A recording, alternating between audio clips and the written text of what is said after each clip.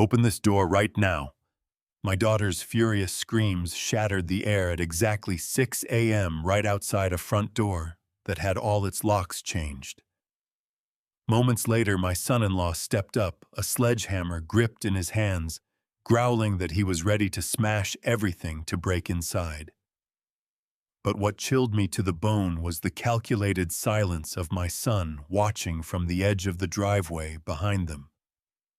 I didn't run.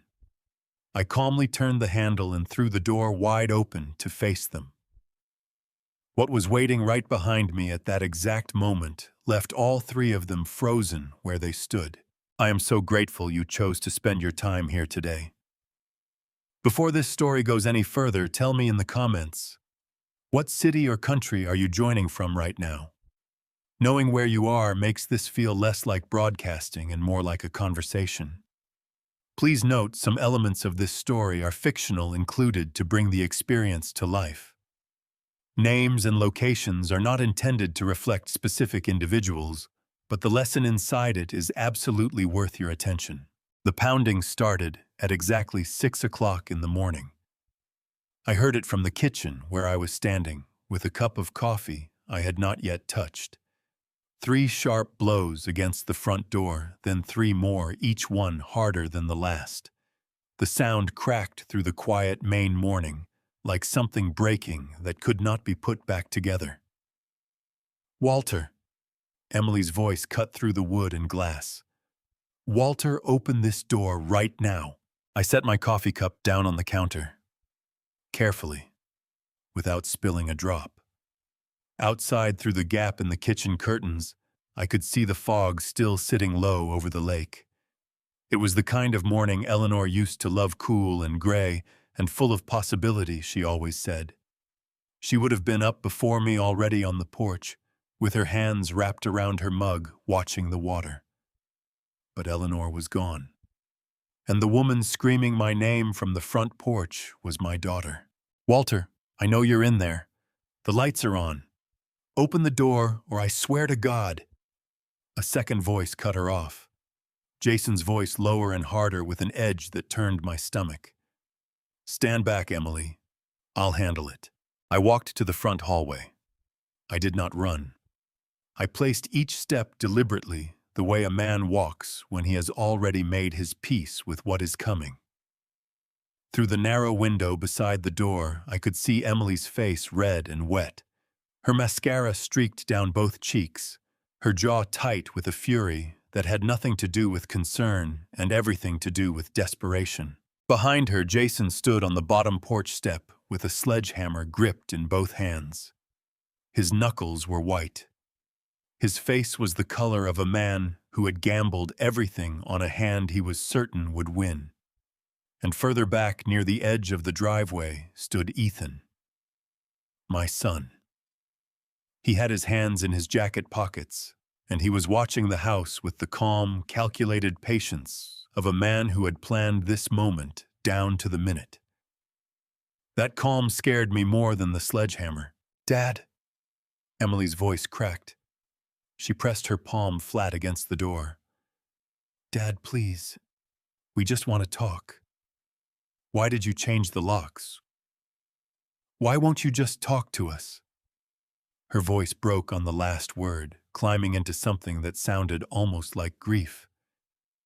If I had not spent the last 3 months learning exactly who my daughter had become, it might have worked on me. It might have broken something open in my chest and sent me rushing to the door with apologies pouring out of my mouth. But I had heard her voice in a different context now. I had heard what she said when she believed no one was listening. Across the street, a light came on in Maggie Sutton's front window. Then another.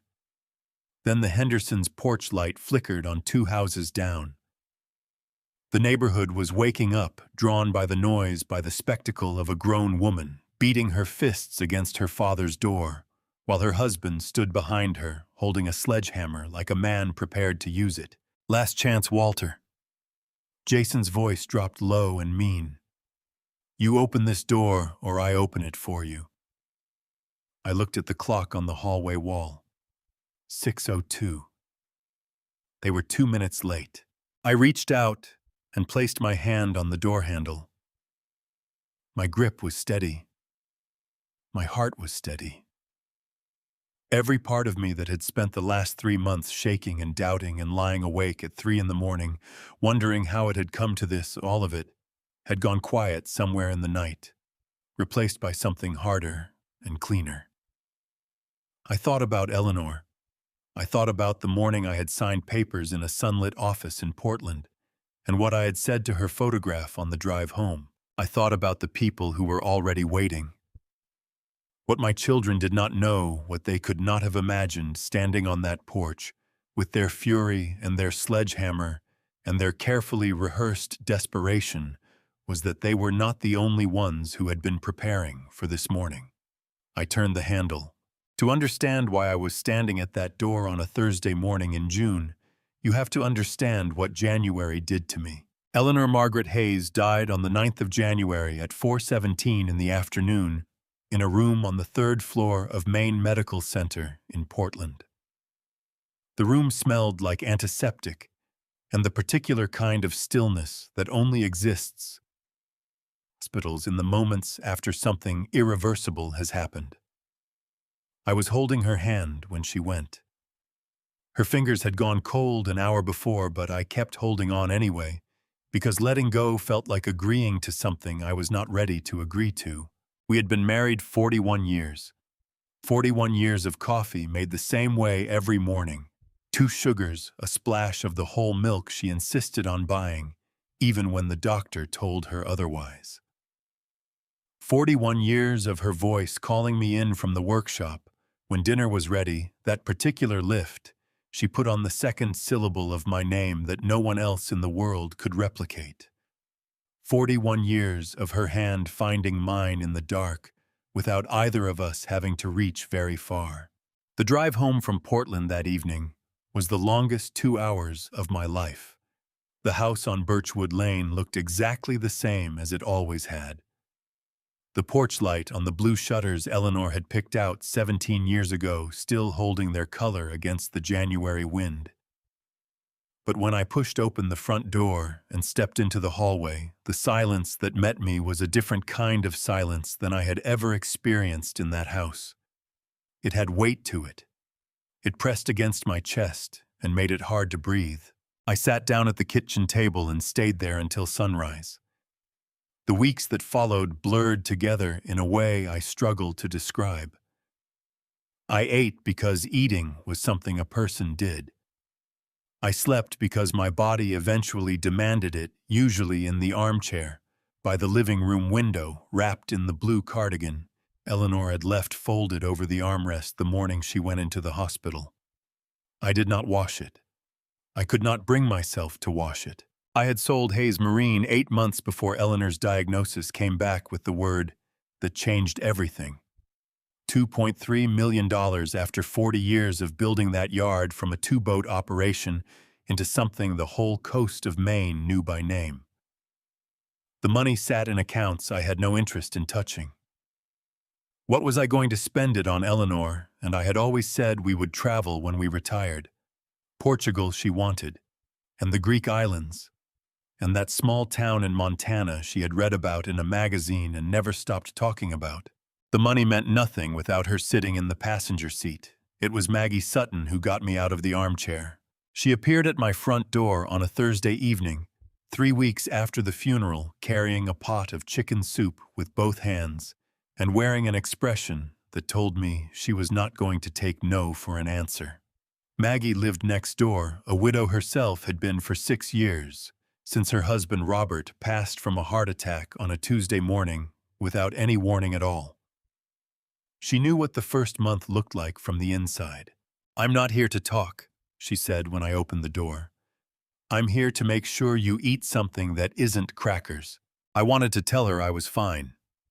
The words died somewhere between my brain and my mouth, and what came out instead was nothing, just a long, ragged exhale that embarrassed me completely.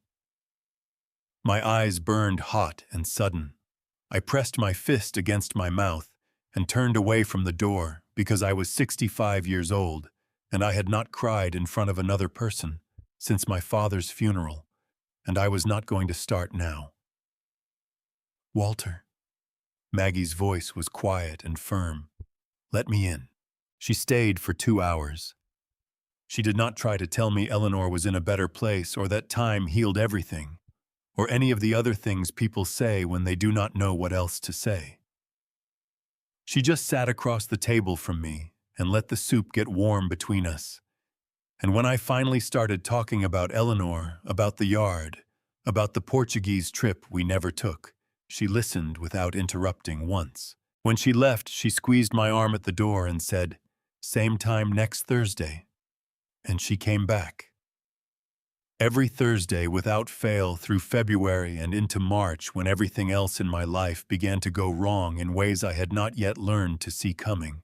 They showed up on a Saturday morning in February, all three of them in Ethan's silver SUV. I was in the backyard when I heard the car pull into the driveway, scraping ice off the back steps, a job Eleanor used to tell me I always did wrong. I came around the side of the house and stopped when I saw them climbing out. Ethan first, in a wool coat I did not recognize. Then Emily, her arms already open before she had even cleared the car door. Then Jason, hands in his pockets, surveying the front of the house the way a contractor surveys a property he is considering buying. "Dad." Emily crossed the yard in 6 steps and wrapped her arms around me so hard I felt my back pop. She was crying before I could say a word, her face pressed into my shoulder, her whole body shaking. "Dad, I'm so sorry. I'm so sorry we weren't here sooner." My chest cracked open a little. I am not too proud to admit that.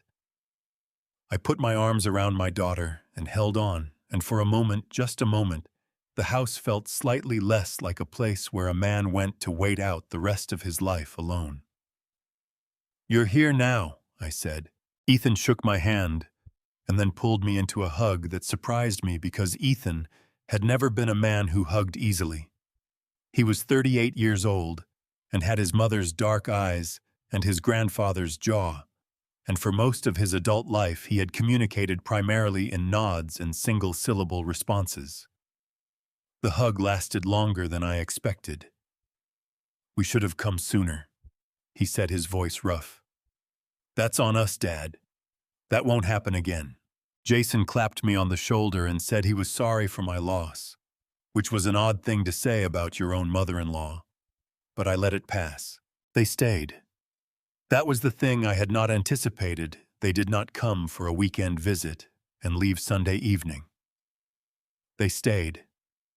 Emily took over the kitchen with an efficiency that reminded me painfully of her mother restocking the refrigerator with actual food learning, which burner on the stove ran hot, figuring out, without being told, that I took my coffee with nothing in it now, because 2 sugars and whole milk had been Eleanor's order, and I could not bring myself to replicate it. Ethan fixed the gutter on the north side of the house that had been pulling loose since October. Jason recaulked the windows in the master bedroom without being asked. They drove me to my follow-up appointment, with Dr. Paulson sat in the waiting room without complaint, and took me to lunch afterward at the diner on Harbor Street, where Eleanor and I used to go on Friday mornings. I ate a full meal for the first time in 6 weeks. It felt genuinely and completely like being loved. One evening, about 2 weeks into their stay, Ethan sat down across from me at the kitchen table after dinner and set a manila folder on the surface between us. He folded his hands on top of it in a way that reminded me of every banker I had ever negotiated with at Hayes Marine. "Dad, I've been looking at your accounts," he said. "Nothing alarming. I just want to make sure everything is organized properly. You've got money sitting in 3 different places, and some of it isn't working as hard as it could be for you." I looked at the folder. "When did you look at my accounts?" "You gave me access last week," he said. "Remember when you signed the household management paperwork, just so I could help manage the day-to-day stuff while we're here?" I did remember signing something. I had not read it carefully. Ethan had explained it while I was tired sitting in the armchair after dinner, and I had trusted that he was telling me the truth about what it was. "Right," I said. Sure. What are you thinking? He talked for 20 minutes about consolidation and portfolio realignment and trusts and beneficiary structures. I understood about half of it. I nodded along because he was my son, and because the folder in front of him looked very official, and because some part of me, the part that was still raw and exhausted from grief, was relieved that someone else was thinking about these things. Across the fence the next morning, Maggie caught my eye while I was getting the mail. "How's it going in there?" she asked, nodding toward the house. "Good," I said.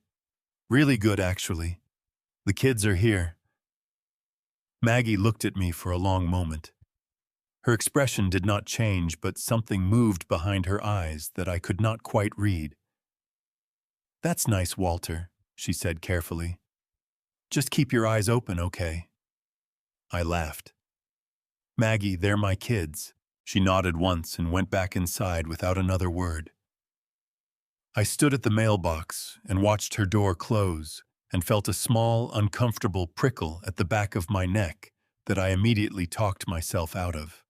I had signed something without reading it. That was the first mistake. The letter arrived on a Tuesday morning in an envelope so ordinary I almost threw it away without opening it. It was mixed in with the usual stack, a utility bill, a coupon circular from the hardware store on Route 1, a reminder from Dr. Paulson's office about my annual blood work. The return address said Northeastern Life Insurance, which was the company Eleanor and I had carried our joint policy with for 23 years. I assumed it was a routine update. A change in premium, maybe. The kind of administrative correspondence that arrives whether you want it to or not. I opened it at the kitchen table with my second cup of coffee still in my flannel shirt. The morning light coming flat and gray through the window over the sink. I read the first paragraph twice before the words arranged themselves into something I could understand. The beneficiary designation on policy number NL447188 had been updated, effective February 24th. The primary beneficiaries were now listed as Ethan Daniel Hayes and Emily Christine Hayes Marsh in equal shares. I put the letter down on the table. My coffee was still hot.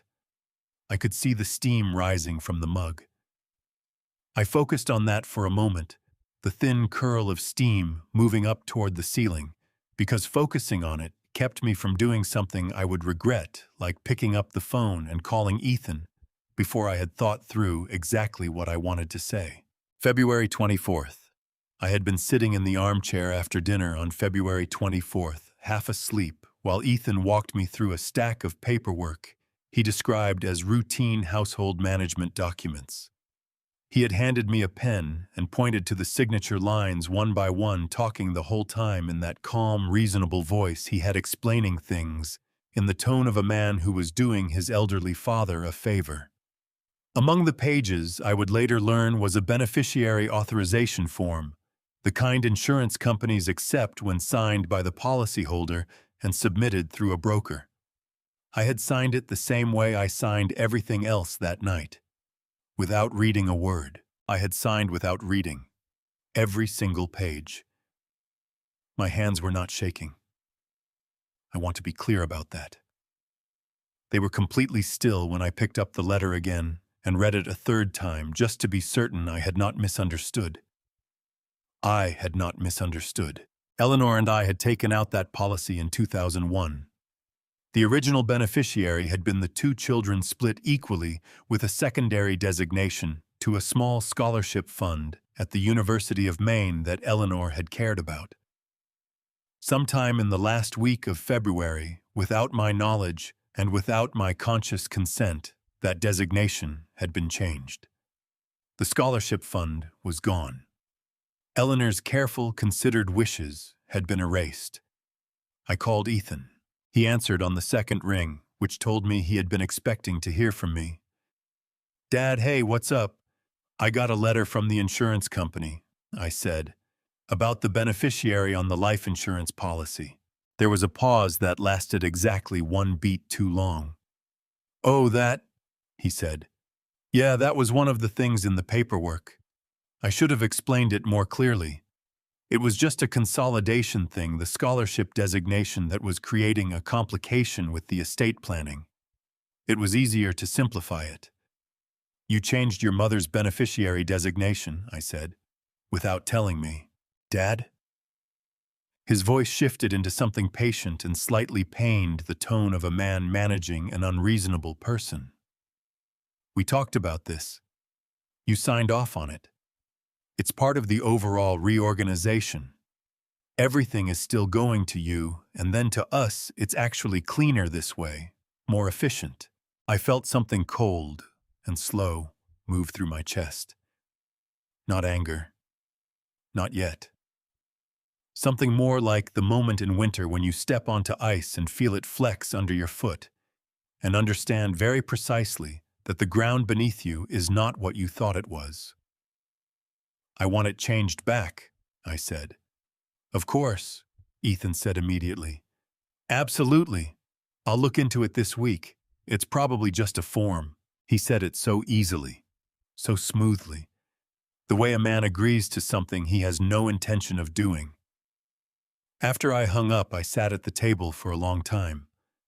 The letter was still in front of me. The steam from my coffee had stopped.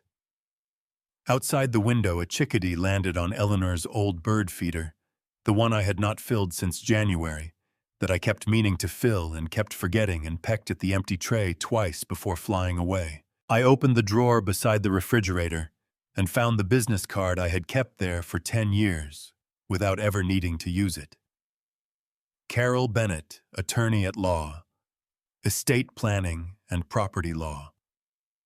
She had handled every major legal document for Hayes Marine since 2013. I had trusted her with the sale of the yard. I had trusted her with Eleanor's will. I picked up my phone and dialed. She answered on the third ring. Carol, I said. It's Walter Hayes. I think I have a problem. She listened without interrupting while I told her about the letter, about the paperwork, about February 24th. When I finished, the line was quiet for exactly 3 seconds. Walter, she said, don't call Ethan again about this.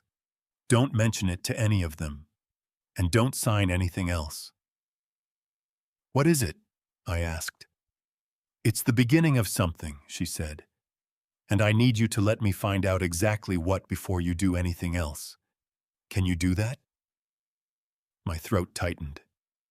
Yes, I said. Good, Carol said. I'll call you tomorrow. Carol called me back the next morning as promised, and said 3 words that rearranged something fundamental in the way I understood my situation. Walter, sit down. I was already sitting.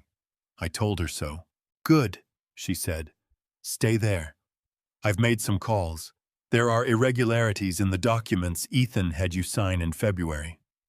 I can't tell you exactly what yet because I need another 48 hours to pull the full picture together. What I can tell you is that the insurance beneficiary change is not the only thing that happened that night. My stomach dropped somewhere below the kitchen floor. What else? Let me finish the work first, she said. Don't confront anyone. Don't change your behavior. Go about your days exactly as you have been. Can you do that? I said I could. I was not entirely sure I was telling the truth. That was a Wednesday. I spent Thursday and Friday doing exactly what Carol asked, going about my days, making coffee, eating breakfast, nodding along when Ethan talked about account consolidation, and when Emily asked how I was sleeping. I smiled at the right moments and said the right things and felt with every passing hour like a man walking very carefully across ice that was cracking beneath every step. The call from the bank came on a Monday morning, 7 days after Carol's warning. I did not recognize the number, but I answered anyway, because at 65 you learn that unrecognized numbers are often important. The woman on the other end identified herself as a loan officer from Harborview Savings and Trust. Her voice was professional and careful in a way that told me she had delivered difficult news before. Mr. Hayes, she said, I'm calling regarding the mortgage account on the property at 14 Birchwood Lane. We've been attempting to reach you about the first payment, which is now 30 days past due." The room tilted. "I'm sorry," I said. "The mortgage account on what property?" A pause. "On your primary residence, Mr. Hayes, 14 Birchwood Lane. The home equity loan in the amount of $900,000 originated on March 3rd. I set my free hand flat on the kitchen counter to steady myself. The granite was cold under my palm. "I don't have a mortgage," I said. "I own that house outright. I paid it off in 2019. Another pause, longer this time. "Mr. Hayes, we have a signed loan application and executed mortgage documents on file. The loan closed on March 3rd. The funds were disbursed to a third-party account as directed in the closing instructions. The funds had already been moved. $900,000 borrowed against my home, and the money was already gone." My throat closed up so tight I had to force the next words out. "I need to come in," I said. "Today, I need to see those documents." I was at the bank within the hour.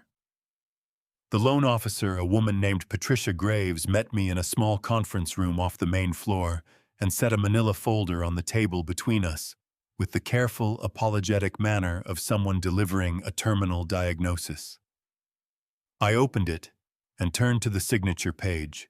The signature was mine. Or rather, it looked like mine, close enough that I had to read my own name twice before I understood I was looking at something I had never written. The date was March 3rd, just 8 days after the night Ethan had walked me through the household paperwork. "How did this pass verification?" I asked. My voice came out steadier than I felt. My chest was hammering so hard I could feel it in my back teeth. Patricia Graves shifted in her chair. "The application was processed through a broker who has an established relationship with our commercial lending division," she said. "The documentation appeared complete and consistent. There was a notarized identity confirmation on file." A broker. Someone with a relationship inside the bank. Someone who knew how to make a forged application look like the real thing. I drove home in a state that I can only describe as a very controlled collapse. My hands were on the wheel, and my eyes were on the road. And somewhere underneath all of that, something that had been holding together since January was coming apart at the seams. $900,000. My house. Eleanor's house. The place where we had raised our children and celebrated 30 Christmases and sat on the back porch watching the lake change color through every season. Jason was in the front yard when I pulled into the driveway. He was repainting the mailbox post, which I had not asked him to do. He looked up when I got out of the truck and raised one hand in a cheerful wave, paintbrush and all. "Hey, Walter, good drive." I looked at him for a long moment, at his easy smile and his steady hands, and his complete and total lack of anything that resembled guilt. "Fine," I said. "Thanks, Jason." I went inside and called Carol before I had even taken off my coat. When she answered, I told her about the bank, about Patricia Graves, about the $900,000 that had been borrowed against my home and sent somewhere I did not know. Carol did not gasp. She did not express surprise. She said, "I was afraid of something like this. Walter, listen to me very carefully. Do not touch any of your accounts. Do not move any money. Do not sign a single thing. I'm calling Thomas Reeves tonight." "Who is Thomas Reeves?" "Someone who finds things that people try very hard to hide," she said. "Go home, lock your door, and starting tonight, I need you to act like everything is completely normal." I looked out the kitchen window.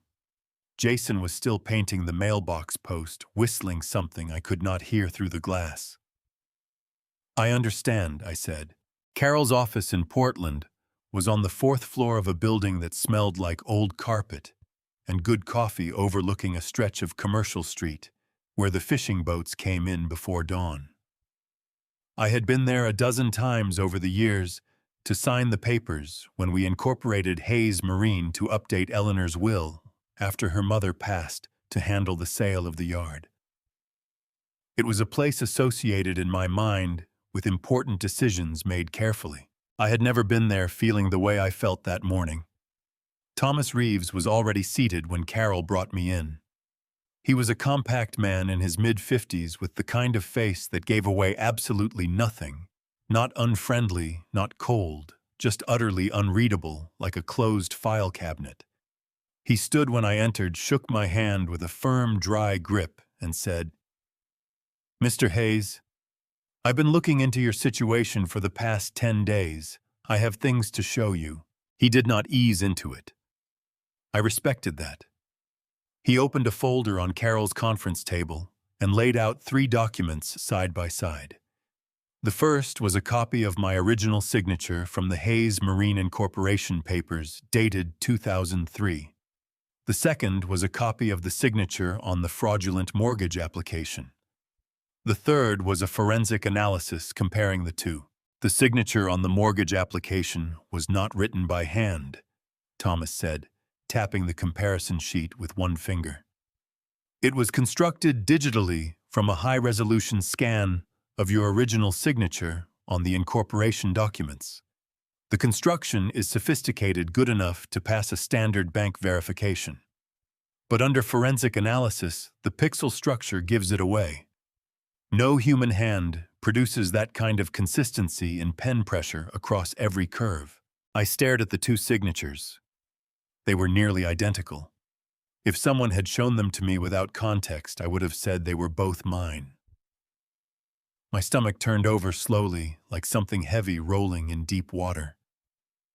"Where did they get the incorporation papers?" I asked. Thomas looked at me steadily. That's what I needed to explain. After Hayes Marine was sold, the new owners retained several boxes of administrative records that were left on site. Contracts, personnel files, licensing documents. Your incorporation papers were among them.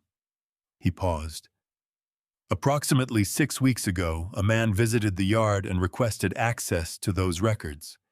He told the current manager he was looking for equipment purchase contracts related to an insurance claim. Who was he?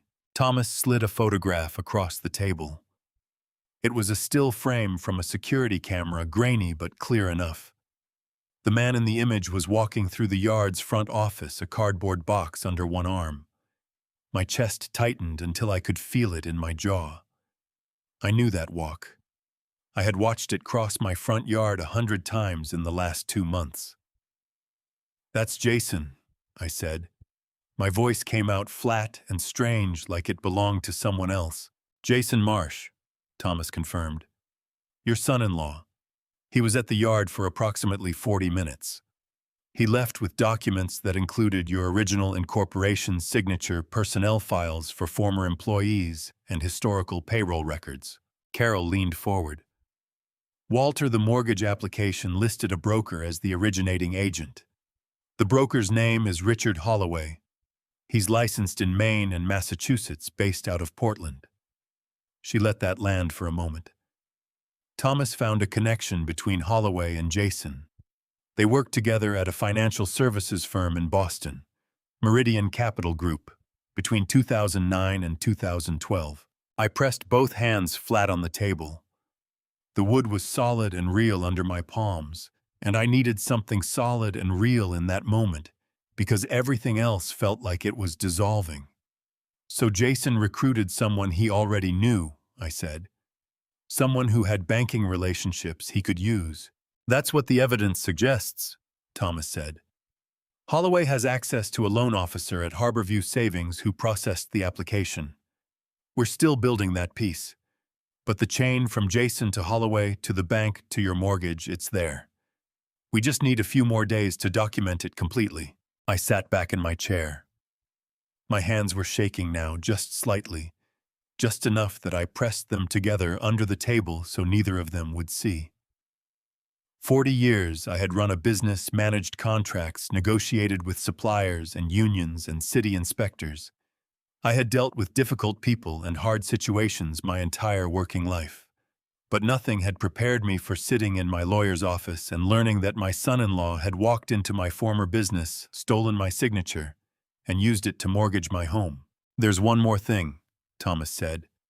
He reached into the folder and produced another sheet. The personnel files Jason took from the yard included records for 12 former employees.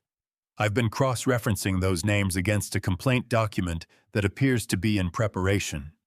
He paused. "Walter, someone is building a case against you, a fraud case, using the names of your former workers as alleged victims." My throat went dry. My workers. Former employees. People who worked for you at Hayes Marine. He pointed to the list. "The complaint isn't filed yet, but it's being prepared. And the names on this list." He stopped and looked at me with that unreadable face. "One of them is going to stop you cold when you see it." He turned the page around and slid it across the table toward me. I looked down at the list. I read the names one by one, moving down the column, until I hit the one that made my breath leave my body completely. Frank DeLuca. I did not call ahead. Carol had advised me to go home and wait to let Thomas finish building the documentation before I did anything that might tip off the wrong people. It was sound advice. I understood the logic behind it completely, and I drove straight to Frank DeLuca's house anyway, because Frank DeLuca's name was on a list of people who were allegedly being used as weapons against me, and Frank deserved to know that before another day passed. He lived 12 minutes from my house in a small cape on Millbrook Road that he had owned since 1987. I had been there for cookouts for a retirement party. His wife Margaret had thrown him 3 years before she passed for a Christmas gathering, the year after that, when neither of us had anywhere else to be. I knew the creak of his front steps and the way his porch light always came on a few seconds late because the sensor needed replacing, and Frank kept forgetting to replace it. I pulled into his driveway at 2:30 in the afternoon. The sensor light flickered on late, right on schedule. Frank opened the door before I reached the porch.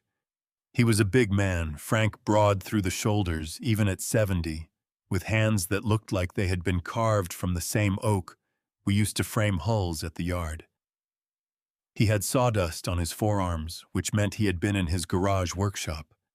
He looked at me standing at the bottom of his steps, and his expression did something complicated.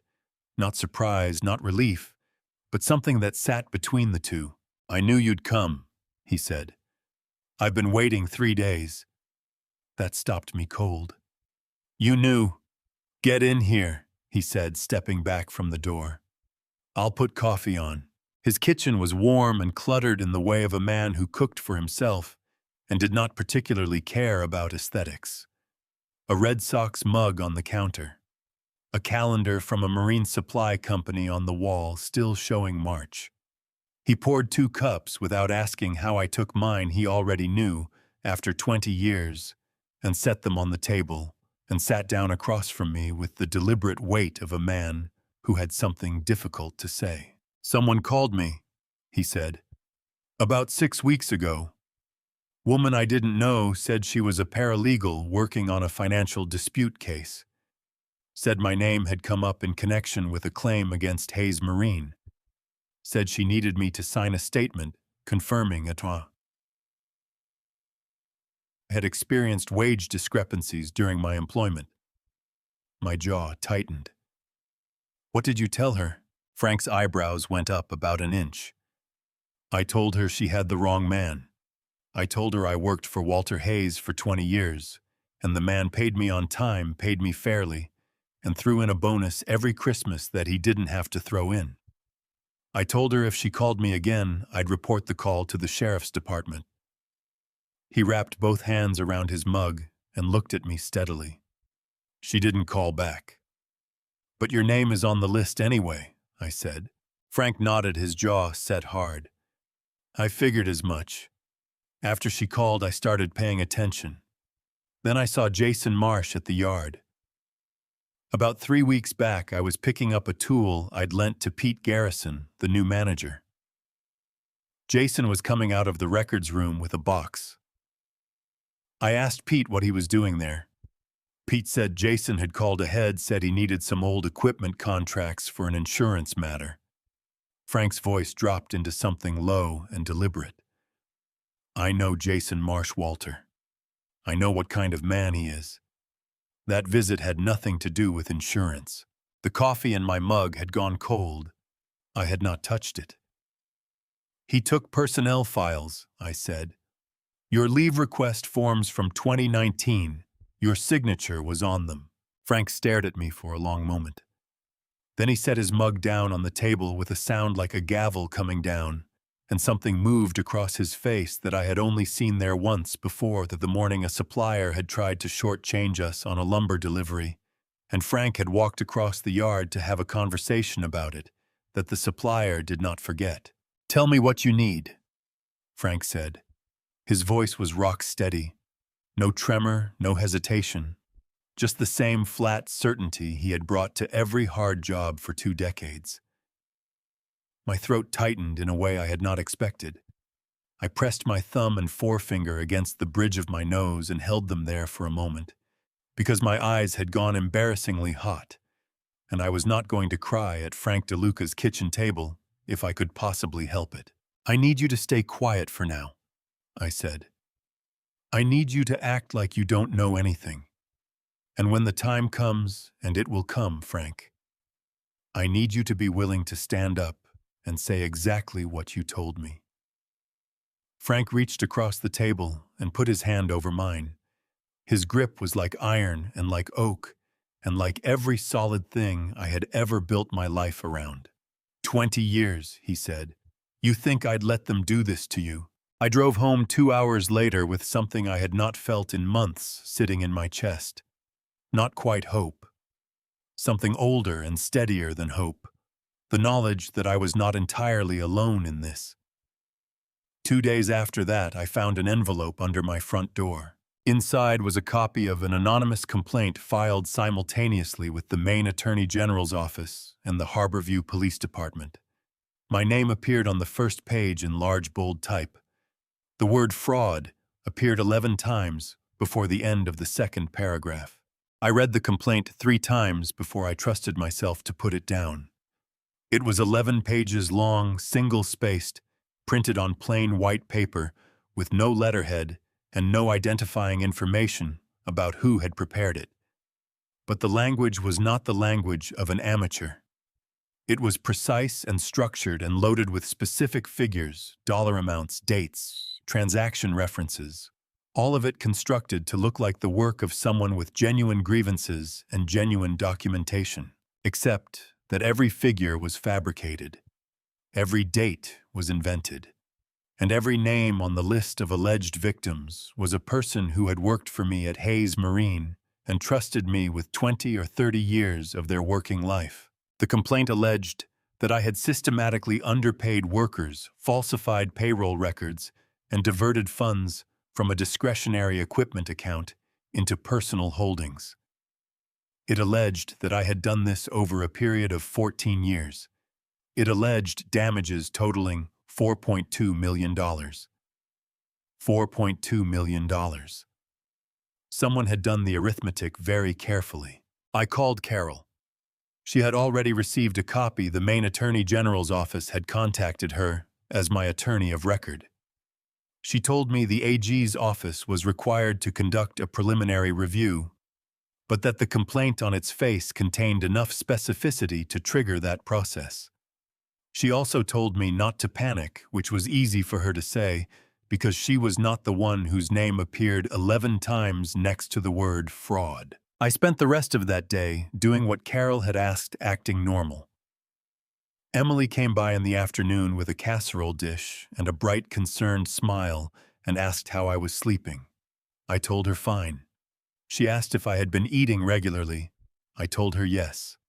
She patted my hand and said she was worried about me and that she and Ethan just wanted to make sure I was taken care of. I thanked her for this casserole. I held the door open while she carried it to the kitchen. I watched her move through my house with the familiarity of someone who had already decided it belonged to her, opening cabinets, without asking, rearranging things on the counter, and I kept my face completely neutral the entire time. After she left, I sat down at the kitchen table and pressed both palms against my eyes until I saw white. The knock at the door came at 4:30 in the afternoon, 2 days after the complaint arrived. I looked through the window and saw a man standing on the porch in civilian clothes, khaki pants, a dark jacket, no uniform. But I recognized the posture before I recognized the face. Dale Cooper had been the sheriff of Harborview County for 11 years. He had been at Eleanor's funeral. He had stood in the receiving line and shaken my hand and said she was a fine woman, and I had believed him because he said it like a man who meant it. I opened the door. "Walter," he said, "I'm not here in any official capacity. I want to be clear about that up front. I'm here as a neighbor." He paused. "Can I come in?" I stepped back and let him in. He took off his jacket in the hallway and followed me to the kitchen, where I put the kettle on because it gave my hands something to do. Dale sat down at the table and folded his hands in front of him and looked at me with the direct, unhurried attention of a man who had spent 3 decades reading people for a living. "I got the complaint," he said. "It came to the department 2 days ago. I read it the same afternoon." He leaned forward slightly. "Walter, I've been doing this job for a long time. I know what a legitimate complaint looks like, and I know what a constructed one looks like. This one has a smell to it." My chest loosened just slightly for the first time in days. "What kind of smell?" "Too clean," Dale said.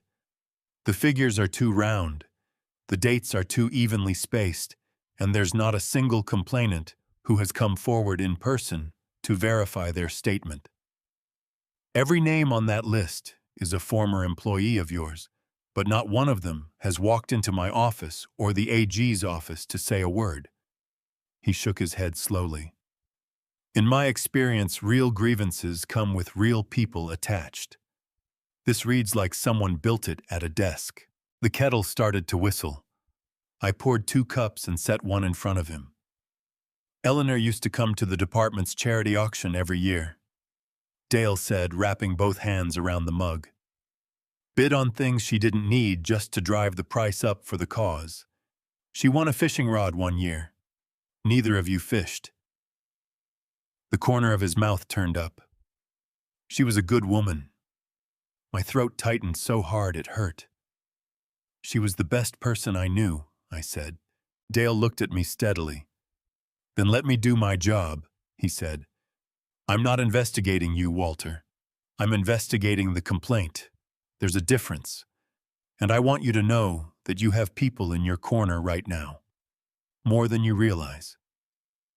He left 20 minutes later. I stood at the kitchen window and watched his car pull out of the driveway. That night, Emily's car turned into the street just after 9 o'clock. She pulled up in front of the house and sat in the car for a moment before getting out. She knocked 3 times, the same knock she had used since she was a teenager, 2 quick and 1 slow. I stood in the hallway and listened to her call my name through the door. For the first time in my life, I did not open it. I stood there and listened to her voice and understood with a clarity that was almost physical in its precision that the woman on the other side of that door was not my daughter. Not anymore. She was someone who had looked at everything Eleanor and I had built together and seen nothing but an opportunity.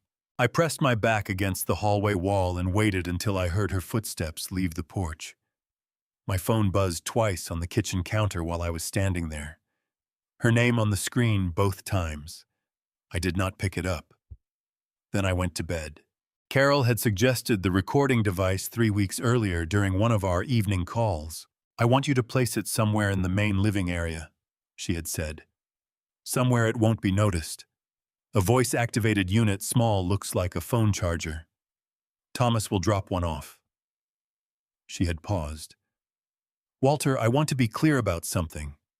In Maine, you are legally permitted to record conversations that take place in your own home provided you are present in the residence at the time of the recording. You don't have to be in the same room. You just have to be home. I had resisted the idea for 2 full days. It felt like something a suspicious man would do, and I had spent my whole life trying not to be a suspicious man. But then I thought about the insurance letter and the mortgage and Frank DeLuca's name on a list of victims, and I put the device under the edge of the console table in the living room on a Thursday afternoon. Emily and Jason had visited 4 days later. I had been in the kitchen the entire time they were there, making dinner, while they sat in the living room. I could hear their voices, but not their words. They stayed for 2 hours, ate with me, helped with the dishes, and left just after 8 o'clock. It had seemed like an ordinary visit. The device had been recording for 6 hours and 42 minutes by the time I retrieved it that night. I did not listen to it right away. I set it on the nightstand and lay in the dark for a long time, staring at the ceiling, telling myself I would probably hear nothing significant. Background noise. The television.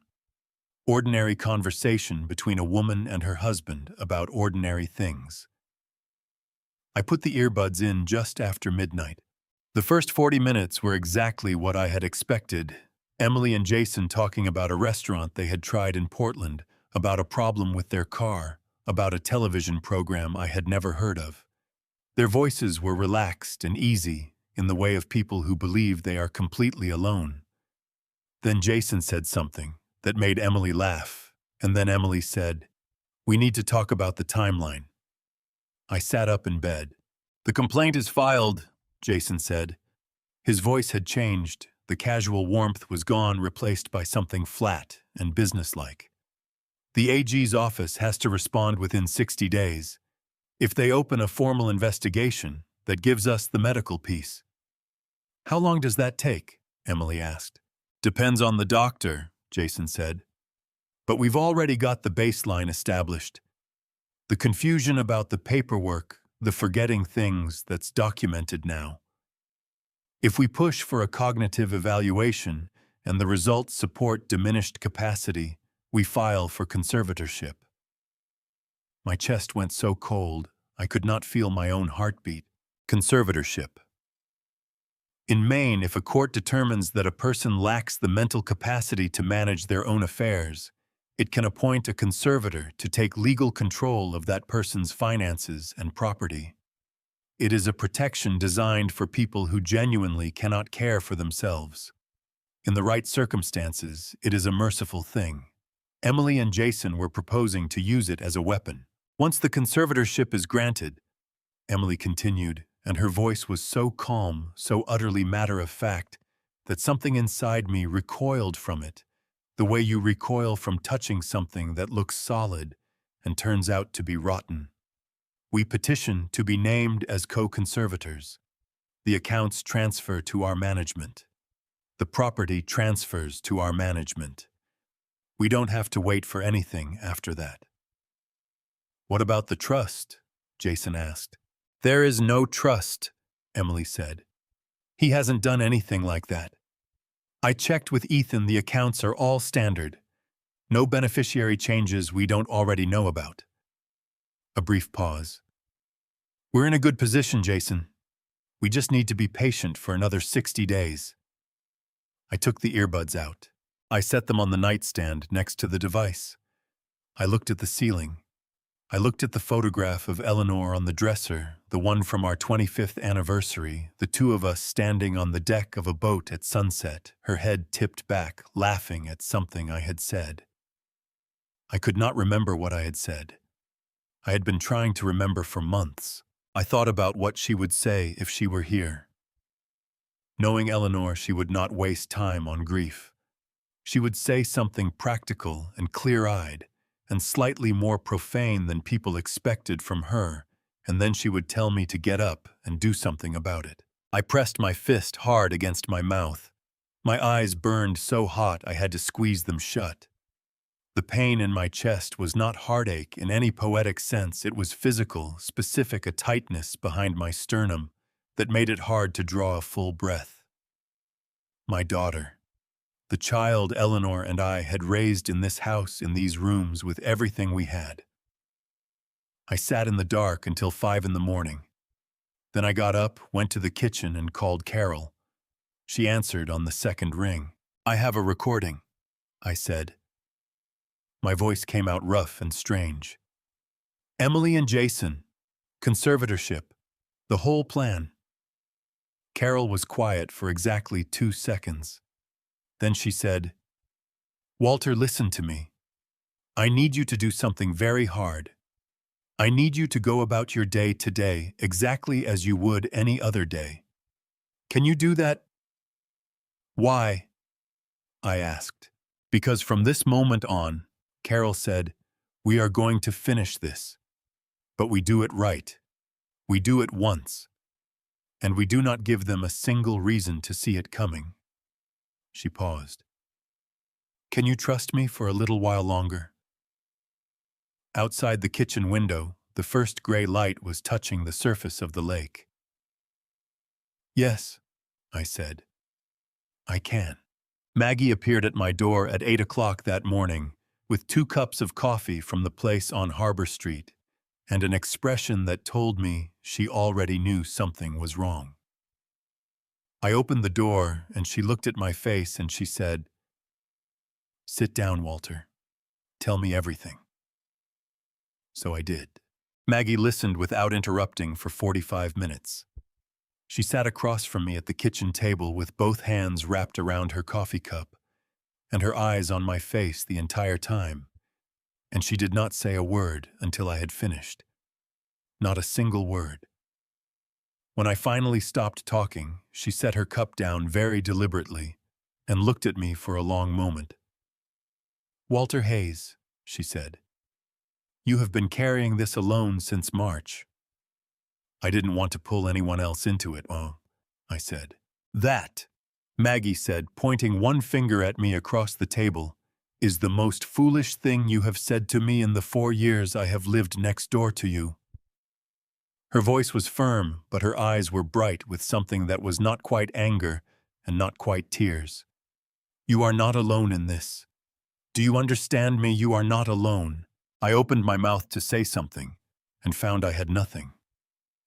My throat had gone tight in a way that had been happening a lot lately, this sudden closing up when kindness arrived unexpectedly, like a door swinging open in a wall I thought was solid.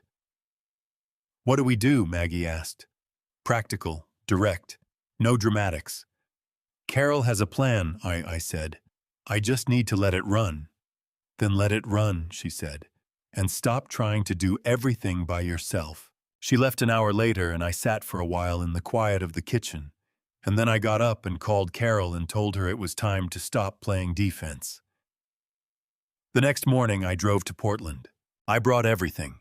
4 banker's boxes loaded into the bed of the truck, each one sealed and labeled in Eleanor's handwriting from the filing system she had set up for Hayes Marine back in 1998, and that I had never had the heart to reorganize. 20 years of original contracts. 20 years of payroll records, every figure verified by our accountant and cross-referenced against state filings. Vendor invoices, equipment logs, safety inspection records, workers' compensation, claims, all of it clean, all of it consistent, all of it exactly what it was supposed to be. Thomas was already in Carol's conference room when I arrived with 3 monitors set up on the long table and a portable hard drive connected to the central unit. He looked at my boxes and said, "Good. This is what we needed." He spent the next 4 hours going through the records, while Carol and I talked through the legal response to the AG's office. What Thomas found, or more precisely, what he did not find, was exactly what we had expected. There was no evidence of underpayment. There was no evidence of diverted funds. Every transaction matched its corresponding record. Every payroll figure matched its tax filing. Every equipment purchase had an invoice, a delivery confirmation, and a corresponding entry in the maintenance log. The complaint that had been filed against me was not built from reality. It had been built from the names of real people applied to circumstances that had never existed. Thomas submitted the forensic analysis to Carol late that afternoon. She incorporated it into a formal written response to the Maine Attorney General's office, 63 pages of documentation filed the following morning that systematically addressed and disproved every allegation in the anonymous complaint. "This doesn't end the review automatically," Carol told me, "but it changes the weight of it significantly. They will look at what we've submitted, and they will compare it to the complaint, and the difference in quality will be obvious to anyone paying attention." I nodded. "And Holloway?" "Thomas is still building that piece," she said. "A few more days, but we're close." She looked at me steadily. "How are you holding up?" I thought about Maggie asking me the same question that morning. I thought about sitting in the dark until 5 a.m. with Emily's voice in my ears.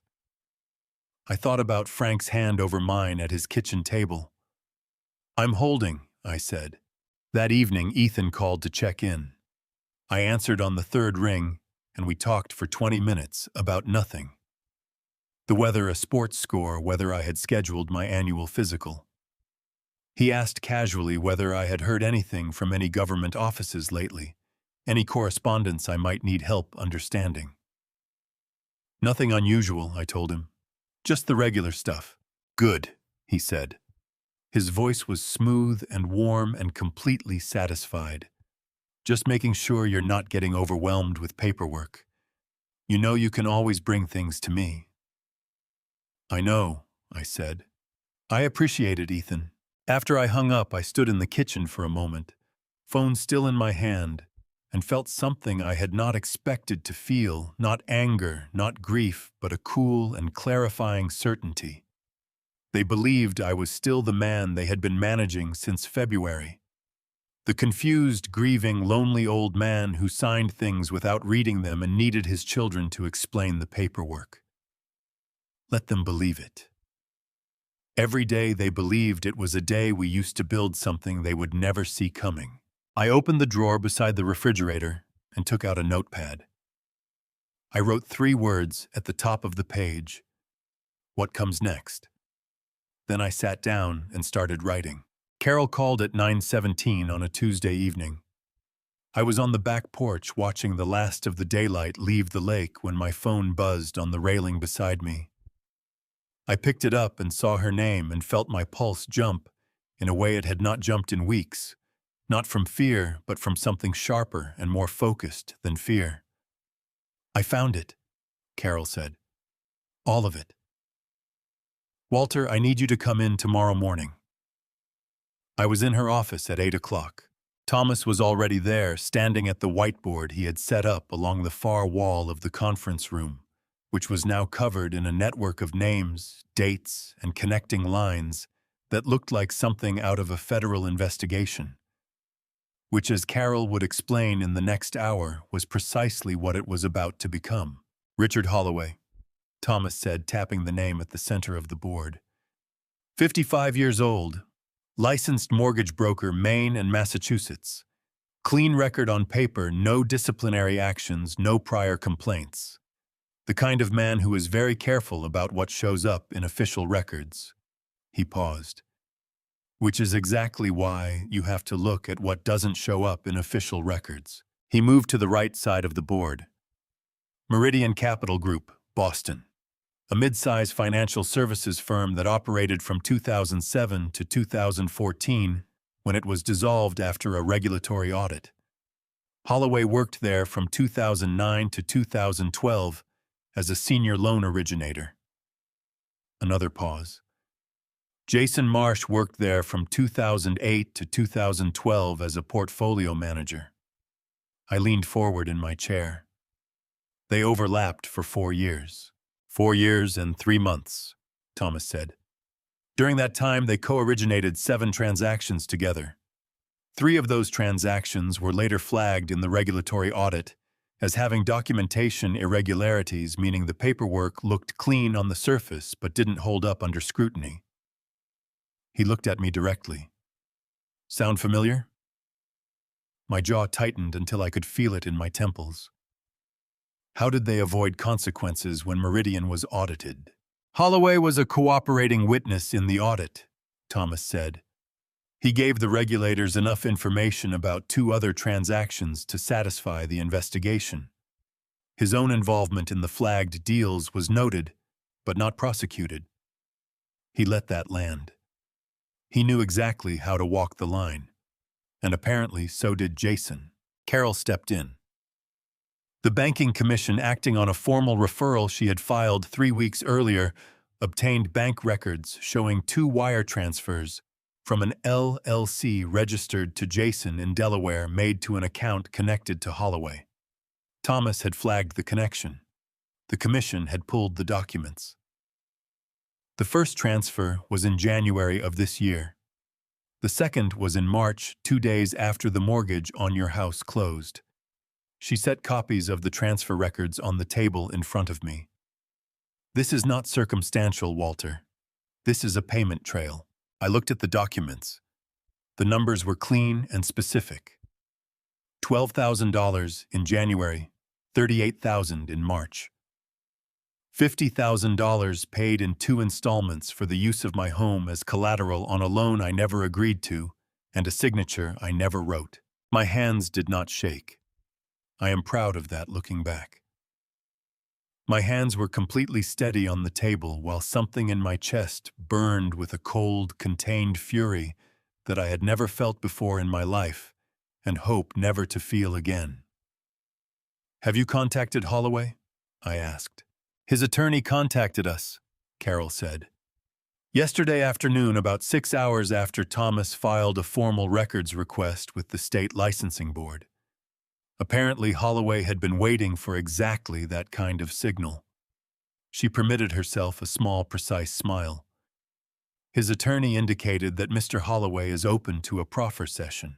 A proffer session, in the American legal system, this is a meeting in which a potential witness provides information to prosecutors in exchange for consideration of a plea agreement. It is in plain terms the moment when someone decides that loyalty to their co-conspirator is worth less than their own freedom. He'll talk, I asked. He'll talk, Carol confirmed. His attorney says he has documentation of every communication between himself and Jason going back to January. Text messages, emails, wire transfer confirmations. She paused. Walter Holloway kept records. People who know they are doing something wrong often do because they want leverage in exactly this kind of situation. I thought about Jason in my front yard, painting my mailbox post, waving at me with a paintbrush. I thought about the easy confidence of a man who believed he had covered every angle. What do we need from him? I asked. A sworn affidavit, Carol said. A notarized, legally binding statement that details every aspect of his arrangement with Jason, the payments, the forged application, the banking contact, all of it. Once that document exists, it becomes evidence that cannot be walked back. Thomas looked at me steadily. Holloway's attorney asked for 48 hours to prepare the document. We gave them 36. I nodded. Something was settling in me, not calm exactly, but the particular stillness that comes when a very long and difficult thing is almost over. Like the moment at Hayes Marine when the last plank goes into a hull and you know the boat is going to hold. Good, I said. What do I need to do? Carol looked at me across the table. There is one thing I need you to do, Walter. Something that has nothing to do with lawyers or affidavits or evidence. Name it. I need you to give me 1 week, she said. Before we move. Before any of this becomes something they can see. She folded her hands. Use the week however you need to. But when the week is up, we end this. I drove home in the early afternoon with the windows down. The June air moving through the truck cab warm and smelling like the water. I had not driven with the windows down since January. When I pulled into the driveway, I sat for a moment before going inside. 1 week. There were things I needed to do first. things that had nothing to do with legal strategy, and everything to do with the kind of man I wanted to be when this was finished. I did not tell anyone I was going to Portland that morning. Not Carol, not Maggie, not Frank. I had spoken with Carol the night before about the timeline, about what still needed to happen before Thursday, and she had laid it all out with her usual precision. But this particular errand was mine alone. It had been mine alone since the morning after I listened to the recording, when I had sat in the dark kitchen at 5 a.m. and understood, with a clarity that felt almost like relief, what I needed to do with everything Eleanor and I had spent our lives building. I left Harborview at 7:15. The drive to Portland took just under 2 hours on a clear June morning, the highway running south through country that Eleanor had always said was prettiest. In early summer, the trees fully green, the fields opening up between the tree lines, everything doing exactly what it was supposed to do. I had one stop before Carol's office. Dr. Raymond Paulson had been my primary care physician for 14 years. His office was on Congress Street, 3rd floor, and he had agreed without hesitation when Carol called him the previous week and explained what she needed. I sat in the examination room while he ran through a standard cognitive assessment, the kind used to establish mental competency for legal purposes. He asked me to count backward from 100 by sevens. He showed me a series of images and asked me to recall them in order. He asked me the date, the year, the name of the current governor of Maine. I answered everything correctly. When he finished, he signed the certificate of mental competency with a pen that scratched loudly in the quiet room. He handed it to me across the desk and looked at me over the top of his glasses with an expression that was professional and also underneath that quietly furious on my behalf. "Whoever suggested you might not be competent to manage your own affairs," Dr. Paulson said carefully, "has never spent 5 minutes in a room with you." I thanked him and drove to Carol's office. The notary public was already there when I arrived, a woman named Diane, who Carol had worked with for years and who handled these proceedings with the brisk, cheerful efficiency of someone who understood that the documents she witnessed mattered enormously to the people signing them. Carol had the trust documents laid out on the conference table, in order, each one tabbed with a colored flag at the signature lines. I sat down and read every page, all 43 of them. It took me 50 minutes. Carol sat across from me and drank her coffee and did not rush me once. Diane waited with her stamp and her notarial seal and her pen uncapped. I read every clause, every provision, every carefully constructed sentence that Carol had spent the last 3 weeks drafting and refining, and when I finished, I looked up and said, "It's right." The Eleanor Hayes Vocational Trust was an irrevocable trust, meaning that once I signed, the transfer of assets was permanent and could not be reversed, modified, or contested by any party, including myself. Under Maine law, an irrevocable trust removes the transferred assets entirely from the grantor's estate. They no longer belong to the person who created the trust. They belong to the trust itself, managed according to its terms for its stated purpose. The stated purpose of the Eleanor Hayes Vocational Trust was to fund vocational training programs in maritime trades, boat building, marine engineering, hull repair, for children of veterans in the state of Maine. The trust would be administered by a board of 3 independent trustees. Neither Ethan, nor Emily, nor Jason, nor any person related to me by blood or marriage could serve as a trustee or benefit from the trust's assets in any capacity whatsoever. I picked up the pen. My hand was steady. My eyes were clear. I signed my name 11 times in 11 places, and each signature was deliberate and unhurried and entirely my own. When I finished, Diane pressed her notarial seal onto each page with a sound like something being made permanent, which it was. Carol walked me to the elevator afterward. At the door, she put her hand briefly on my arm and said, "Eleanor would have approved of every word in that document." My throat tightened. I pressed my lips together and nodded because speaking was not something I was capable of in that particular moment. I drove home on the highway with the windows down again.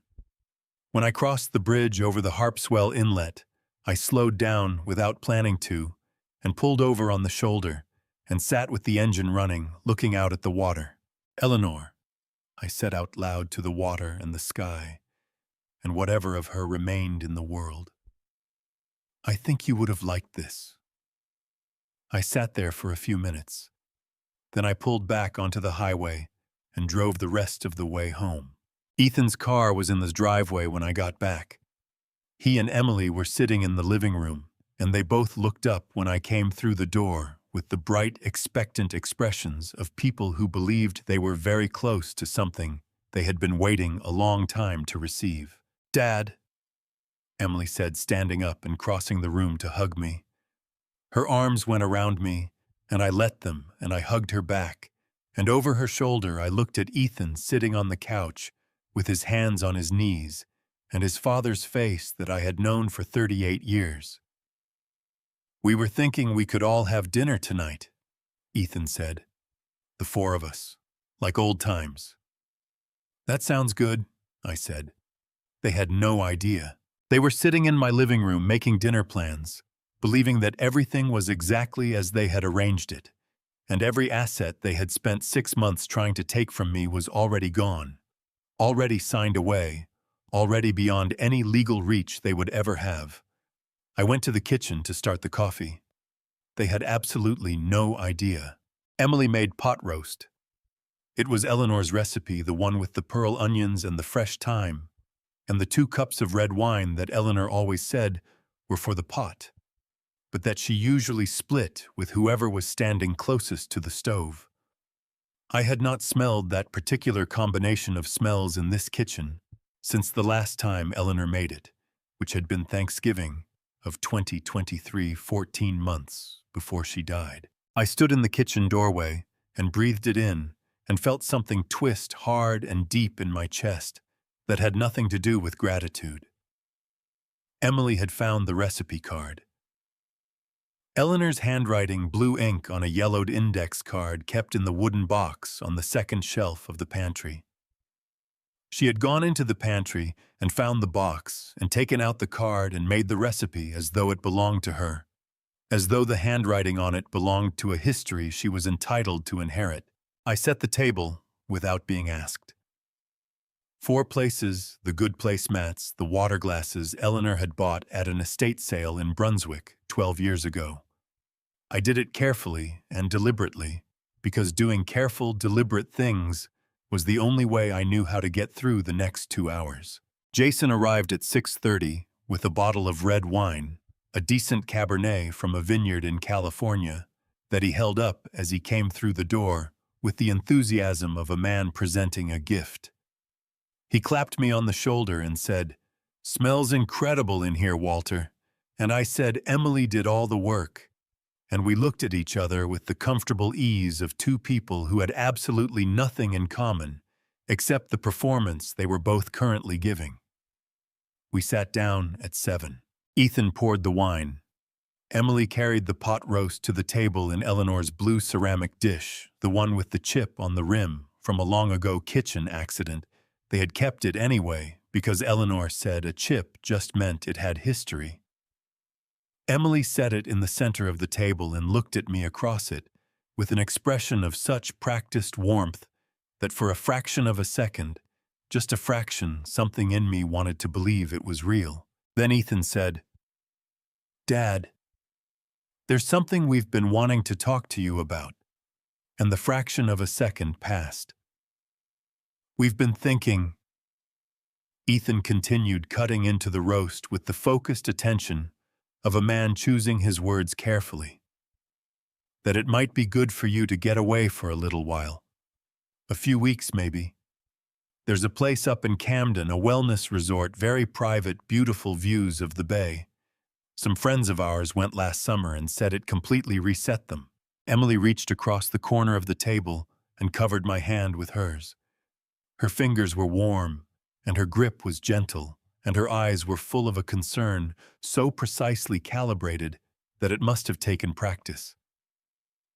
"You've been under so much stress, Dad. Since Mom. We just want you to feel like yourself again." "A wellness resort," I said. "It's not what it sounds like," Jason said quickly, refilling my wine glass with the attentiveness of a man who needed me relaxed. "It's not a medical facility or anything like that. It's just a retreat. Good food spa treatments, doctors on staff who specialize in grief recovery and cognitive wellness." He said it easily, but I had heard enough of their recordings to understand what doctors on staff meant in this context. Not physicians there to help me. Physicians there to document me, to produce the kind of evaluation that a conservatorship petition needed to have weight in a main courtroom. He smiled. "You'd come back feeling 10 years younger. Cognitive wellness." There it was, laid out on Eleanor's tablecloth between Eleanor's ceramic dish and Eleanor's water glasses, dressed up in the language of care, and presented with the wine and the pot roast, and the warm hands and the practiced eyes. I picked up my fork. I cut a piece of the roast. I put it in my mouth and chewed slowly, and thought about Eleanor standing at this stove with a glass of red wine and flour on her apron, and I thought about 43 pages of trust documents signed and notarized, and beyond any legal reach these 3 people would ever have. And I thought about Thursday morning. 2 days. "That's very thoughtful," I said. "Let me think about it." Emily's face lit up with a relief so genuine it was almost painful to look at. "Of course," she said. "Take all the time you need. We just want what's best for you." "I know you do," I said. We finished dinner. Jason told a story about a golf game that I did not follow and did not try to follow. Ethan talked about a conference he had attended in Boston, something about investment strategies, and I nodded at the right intervals. Emily cleared the plates and brought out a store-bought apple pie that she served on Eleanor's dessert plates, and I ate a piece of it and said it was very good. At 9 o'clock, they put on their coats to leave. Emily hugged me at the door and held on a beat longer than usual, and I let her, and I patted her back the way I had when she was small and frightened of thunderstorms. "We'll talk soon," she said. "We will," I said. I closed the door. I stood in the hallway and listened to their footsteps on the porch, and their voices in the driveway, and the sound of 2 car doors closing, and 2 engines starting, and 2 sets of headlights sweeping across the living room wall as they pulled away. Then I went to the kitchen and picked up my phone and typed one message to Carol. "Thursday morning. Set everything up." I put the phone down and started washing Eleanor's dishes. Outside the window the lake was dark, and the sky above it was full of stars, and the night was so quiet I could hear the water moving against the dock at the bottom of the yard. 2 days. Carol's office at 8 o'clock on a Wednesday evening looked nothing like it did during business hours. The overhead lights were off. 2 standing lamps threw warm pools of light across the conference table, which was covered end to end with documents, photographs, printed spreadsheets, and the kind of organized chaos that only looks like chaos until you understand the system underneath it. Thomas Reeves had arrived first, as he always did, and had spent the previous hour arranging everything in the precise sequence it would need to be presented. Dale Cooper was already seated when I walked in, still in his uniform, his sheriff's department coffee mug sitting on the table in front of him like he owned the room. Frank DeLuca stood by the window with his arms crossed and his jaw set, and the particular expression he used to get at the yard when a supplier tried to deliver substandard materials, the expression of a man who had made up his mind and was waiting for everyone else to catch up. I looked at the 4 of them and felt something rise in my chest that I had not felt in a very long time. Carol closed the door behind me. "Before we start," Frank said, pushing off the window and pulling out a chair. I want to say something. He looked around the table and then at me directly, and his voice came out rough in the way it always did when he was saying something he meant completely. I worked for Walter Hayes for 20 years. I never once saw him cut a corner, cheat a supplier, or treat a worker like anything less than a person worth paying attention to. Whatever happens tomorrow, I want that on the record. Even if the only record is this room. Dale tipped his chin toward Frank. Noted, he said, and agreed. My throat tightened so fast it caught me off guard. I pressed my knuckles briefly against my mouth and said, "Thank you, Frank," and left it at that, because anything more than that was going to be a problem. Carol moved to the head of the table and opened the primary folder. She was wearing the reading glasses she usually kept on top of her head, which meant she was in full working mode and the pleasantries were finished. "Here is where we stand," she said. Richard Holloway's sworn affidavit was notarized and delivered to my office this morning at 10:45. It is 41 pages long and covers every aspect of his arrangement with Jason Marsh, the initial contact in January, the fee structure, the method used to pass the fraudulent mortgage application through Harborview Savings, and the identity of the bank employee who assisted in the process. She set a copy in front of each person at the table. Holloway's attorney has confirmed that his client will honor the terms of the proffer agreement. In exchange for his full cooperation, the district attorney's office has agreed to recommend a reduced sentence on the accessory charges. Dale opened his copy and flipped to the second page. His eyes moved across it quickly, the way a man reads when he already knows what he's looking for. The bank employee is named in here, named with documentation, Carol said. That piece is being handled separately by the Banking Commission. It's not our primary concern tonight. Thomas stepped to the whiteboard. The arrest warrant was signed this morning by Judge Patricia Wentworth of the Maine Superior Court. It covers all three subjects, Ethan Hayes, Emily Hayes Marsh, and Jason Marsh, on the following charges. He listed them without notes from memory, in the flat, methodical voice of a man who had reviewed them enough times to recite them in his sleep. Forgery in the first degree, mortgage fraud, filing a false instrument, conspiracy to commit financial exploitation of a vulnerable adult, wire fraud, which triggers federal jurisdiction. He paused. The federal piece means the FBI has been notified. They are observing tomorrow's action as a courtesy. Local execution remains with Sheriff Cooper's office. Dale nodded once. My department. My people. 6 o'clock. Frank uncrossed his arms and leaned forward on the table. What do you need from me? You stand there, Carol said. You let Jason Marsh see your face. You don't say a word until I ask you to, and when I ask you to, you say exactly what you told me last week. Nothing more, nothing less. Frank looked satisfied with that. He leaned back and picked up his coffee cup. Thomas walked us through the sequence, who would park where, who would approach the property first, the precise order in which the documents would be presented. He had drawn a diagram of my front yard and driveway on the whiteboard, with labeled positions for each person. I looked at my own house rendered as a sketch on a whiteboard and felt the strange doubled sensation of a man watching his life from the outside. Walter, Carol said. She waited until I looked at her. When you open that door tomorrow morning, you do not need to say anything until you choose to. Let me present the documents. Let Dale read the warrant. Let Frank do his part. She paused. You've already done everything that matters. Tomorrow is just the moment when they find out. I looked around the table. Thomas with his diagrams and his folders. Dale with his uniform and his coffee mug. Frank with his oak and iron hands and his 20 years.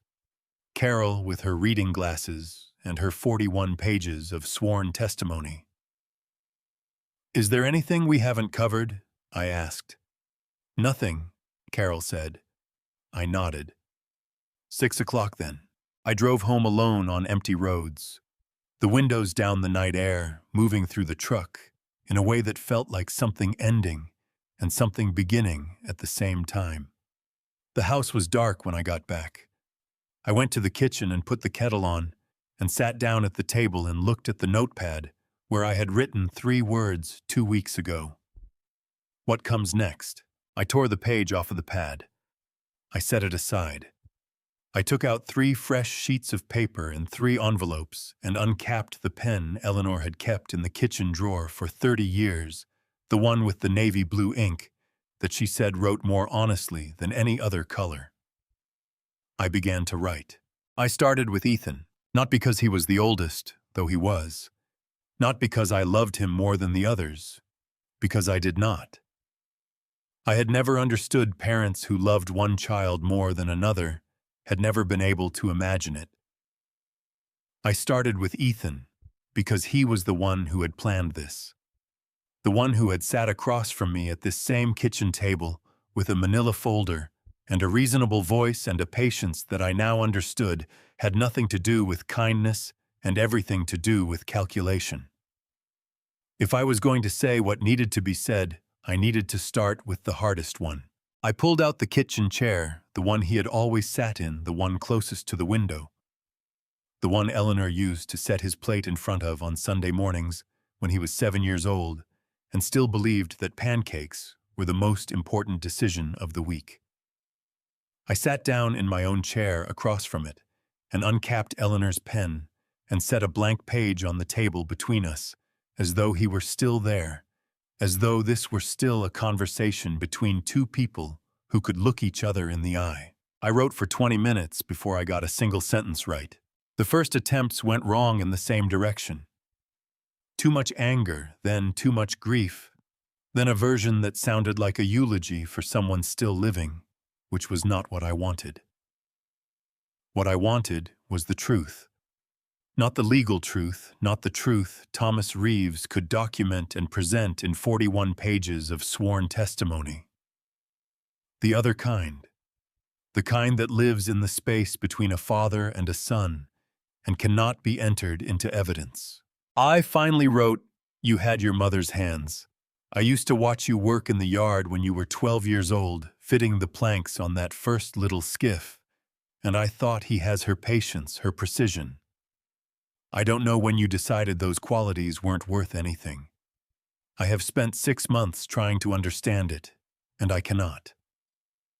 Maybe that is my failure. Maybe there was something I was supposed to see and didn't. I choose to believe that because the alternative that this is simply who you are is something I am not willing to carry." I set the pen down and read it back once.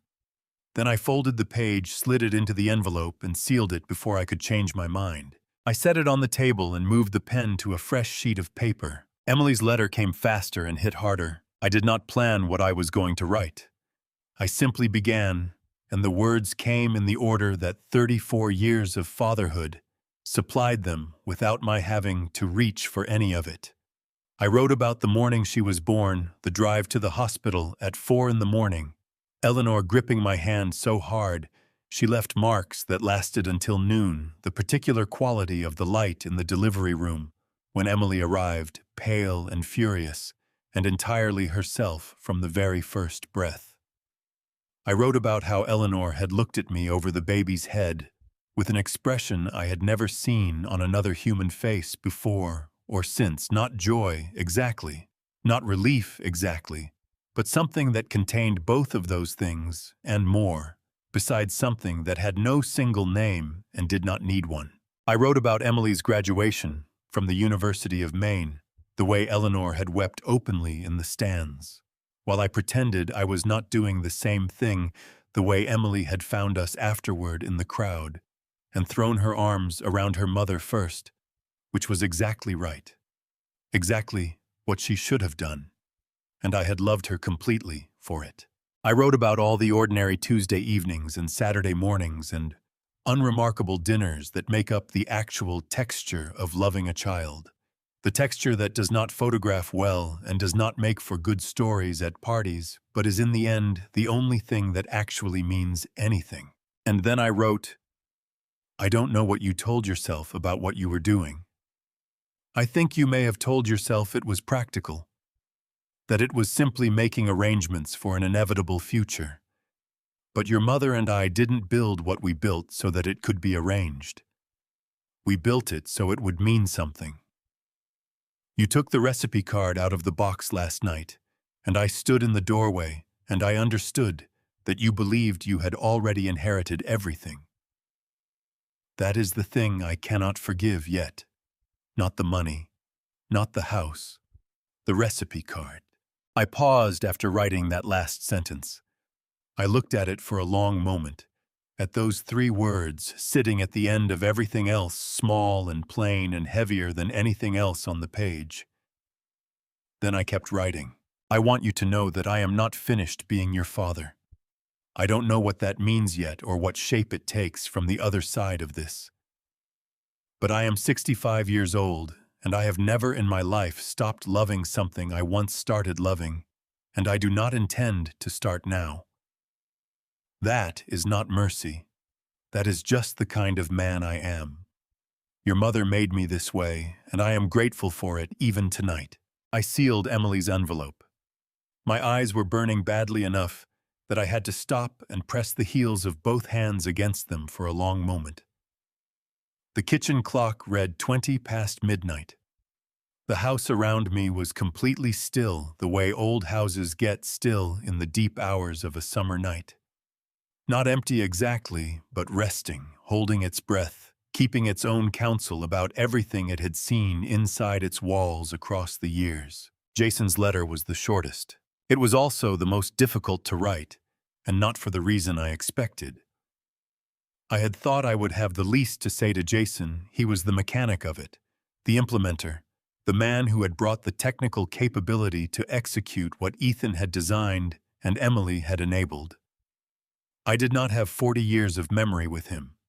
I did not have a first day of school or a little league game or a scar on his knee from a bicycle accident that I remembered better than he did.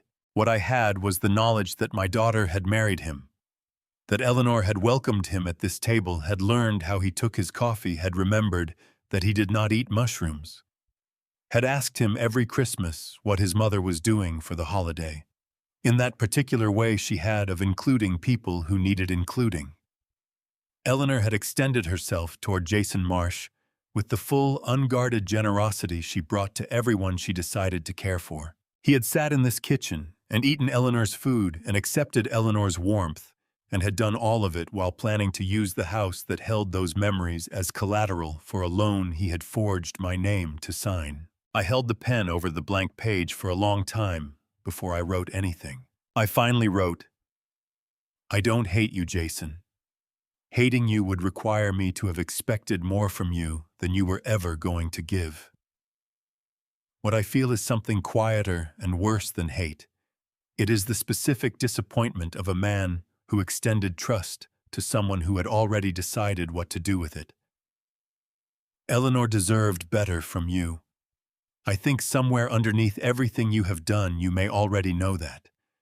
I hope you find someday something worth being honest for. I genuinely do. I sealed his envelope. 3 white rectangles on the kitchen table. Eleanor's pen uncapped beside them, the navy ink drying slowly on the nib in the still air. I sat there for a while, without moving, without turning off the light, without doing anything except looking at the 3 envelopes and listening to the house settle around me.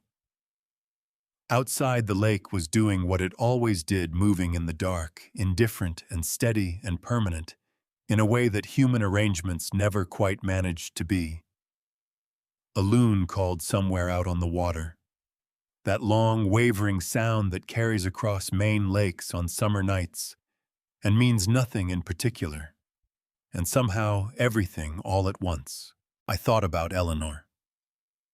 Not the Eleanor of the hospital room, not the Eleanor of the last hard months, but the earlier one, the one who had gripped my hand in the delivery room, and the one who had wept in the graduation stands, and the one who had kept a pen in the kitchen drawer for 30 years because she believed that the things worth saying were worth writing down. "I'm almost done," I said out loud to her, and to the water, and to the dark. Then I went inside, set my alarm for 5:45, and went to bed. I was already awake when the first gray light touched the surface of the lake. I was dressed by 5:30, not in anything special. The same flannel shirt I wore most mornings, the dark green one with the frayed left cuff that Eleanor had threatened to throw away for 3 years running, and never did. My work boots, which I had polished the night before for no reason I could have explained, except that it felt like the right thing to do. I made coffee not because I wanted it, but because making coffee was what a man did in his own kitchen on a morning in June, and I intended to do exactly that for exactly as long as I had this kitchen to do it in. At 5:58, Carol's car rolled slowly past my front window and parked 2 houses down. Headlights off. Engine off. At 5:59, Dale's department vehicle pulled in behind her. No lights, no sirens. Just a dark SUV settling quietly against the curb, like it had every right to be there, which it did. I carried my coffee cup to the front hallway and stood where I could see the door without being seen through the glass. The morning outside was gray and soft, the kind of early summer light that exists for about 20 minutes before the day decides what it wants to be. The lake would be flat and still at this hour. Eleanor had always said the lake looked like it was thinking in the early morning. The pounding started at exactly 6 o'clock. 3 blows, then 3 more, each one harder than the last.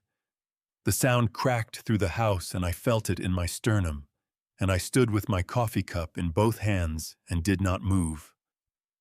"Walter!" Emily's voice was raw and furious and cracking at the edges. "Walter, open this door right now. The locks have been changed and we have a right to know why. Open the door." Her voice broke on the last word into something that climbed high and ragged, and I heard Jason behind her say, "Move back," in the flat. Cold voice of a man who has made a decision, and then there was the sound of something heavy being lifted from the porch boards. I set my coffee cup on the hallway table. I picked up the 3 envelopes. I walked to the door. Through the narrow window beside the frame, I could see the porch in full Emily, with both palms pressed flat against the door, mascara already tracking down both cheeks, her face red and wet and twisted with a fury that was indistinguishable from desperation. Jason stood 1 step below her with the sledgehammer gripped in both hands, his knuckles white, his jaw set.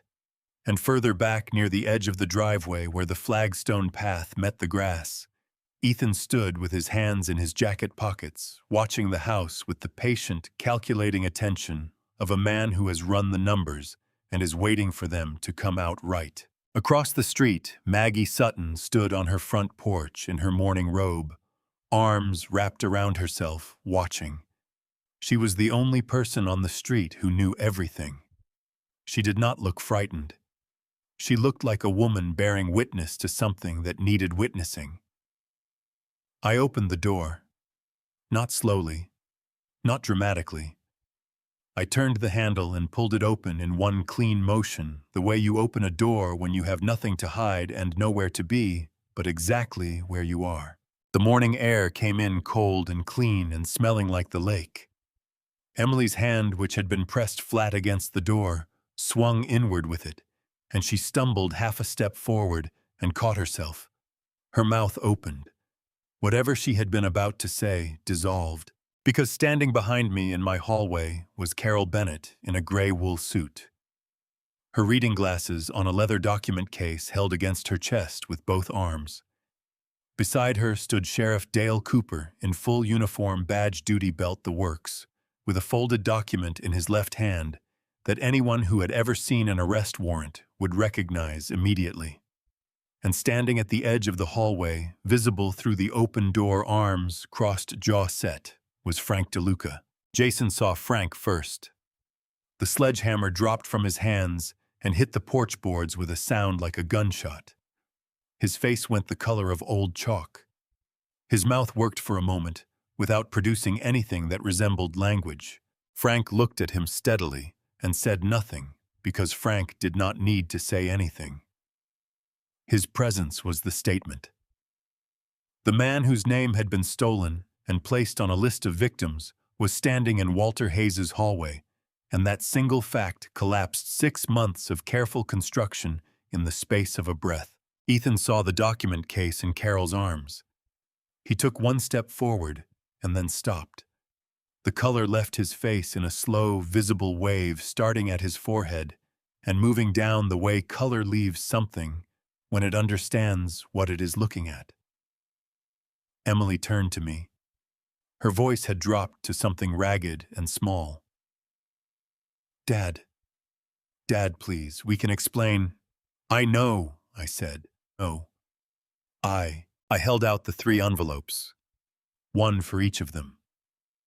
Their names in my handwriting, the same pen Eleanor had kept in the kitchen drawer for 30 years. None of them reached for the envelopes. Their hands stayed at their sides. I placed them on the porch railing instead, weighted down with a river stone from Eleanor's garden that I had carried in my shirt pocket since 5:30 that morning. Then I stepped back into my hallway and gave Carol the floor. Carol opened the first folder. She did not raise her voice. She did not perform. She simply began to read in the clear and measured tone of a woman who had spent 30 years in courtrooms and understood that the most powerful thing a person can do with the truth is deliver it plainly. On February 24th of this year, Carol said, a beneficiary designation change was executed on a life insurance policy held by Walter Eugene Hayes, policy number NL447188, without the knowing consent of the policyholder. The change redirected the primary benefit from the original designations, including a scholarship fund, established in memory of Eleanor Hayes, to Ethan Daniel Hayes and Emily Christine Hayes Marsh. Emily made a sound. Not words, just a sound high and involuntary, the kind of sound a person makes when something lands that they were not prepared for, even when they should have been. Carol turned a page. On March 3rd of this year, a mortgage application was executed against the property at 14 Birchwood Lane, Harborview, Maine, in the amount of $900,000. The signature on the application was not produced by Walter Hayes. It was constructed from a forensic duplication of his original signature obtained from Hayes Marine corporate documents, removed from the former business premises by Jason Edward Marsh on or about February 19th. She paused.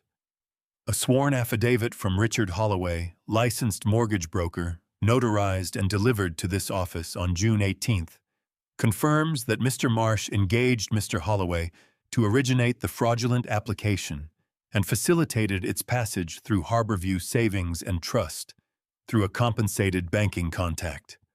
Wire transfer records document payments totaling $50,000 from a Delaware LLC registered to Jason Edward Marsh to accounts connected to Mr. Holloway made in January and March of this year. Jason's legs were shaking. I could see it from where I stood, a fine, continuous tremor in both knees, the body doing what the face was trying not to do. His hands hung at his sides where the sledgehammer had been, and he was staring at a point somewhere on the porch floor between his feet. Carol turned another page.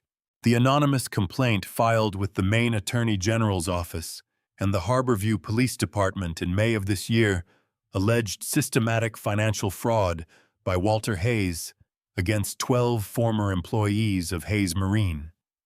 One of those employees is present this morning. Frank stepped forward, one step deliberate onto the threshold of the doorway. He looked at Jason with the steady, unhurried attention of a man who had been waiting a long time to be in exactly this position. "My name is Frank DeLuca," he said. "I worked for Walter Hayes for 20 years. I was never underpaid. I was never defrauded. I never authorized the use of my name in any complaint against him." His voice did not waver once. Not once. Not ever. Emily was crying fully now, not the practiced, calibrated emotion of the last 6 months, but something rawer and more genuine. The tears of a person who has finally understood the distance between where they are and where they thought they were going. Her shoulders shook. She pressed one hand over her mouth, and the sound that came through it was muffled and broken. Ethan had not moved. He stood at the edge of the driveway with his hands still in his jacket pockets and his face completely still. And something about that stillness was worse than any of the others' reactions, the stillness of a man who has already begun calculating what comes next and has not yet found an answer. Dale stepped forward. Ethan Daniel Hayes, Emily Christine Hayes Marsh, Jason Edward Marsh. His voice was formal and flat, and carried across the quiet street like something official, which it was. I have a warrant for your arrest issued by Judge Patricia Wentworth of the Maine Superior Court on charges including forgery in the first-degree mortgage fraud, filing a false instrument conspiracy to commit financial exploitation of a vulnerable adult and wire fraud. He unfolded the warrant and held it out. I need each of you to step forward. Jason turned. One sharp movement toward the driveway, toward the gap between the cars, toward the street. Dale nodded once to his left. Two deputies stepped out from behind the department vehicle. They had been there since 5:59, patient and invisible in the shadow of the truck. Jason stopped. His shoulders dropped. The fight went out of him so completely and so suddenly that he seemed to shrink inside his jacket, and he turned back around with his face arranged into something that might have been dignity if any of the rest of it had been different. Ethan walked forward on his own. He did not look at me. He looked at the warrant in Dale's hand, and he walked toward it the way a man walks toward something he has known was coming and spent a long time pretending was not. Emily could not walk. Her knees buckled at the first step, and a deputy caught her by the elbow, steadying her, guiding her forward with a firmness that was not unkind. I came down off the porch. I walked to the railing, where the 3 envelopes were sitting under Eleanor's riverstone. I picked them up one at a time, and I placed them into their hands as the deputies worked around me, Ethan first, then Emily, then Jason. None of them looked at me directly. Emily's fingers closed around her envelope, and she pressed it against her chest, and her whole body shook with the effort of holding herself upright.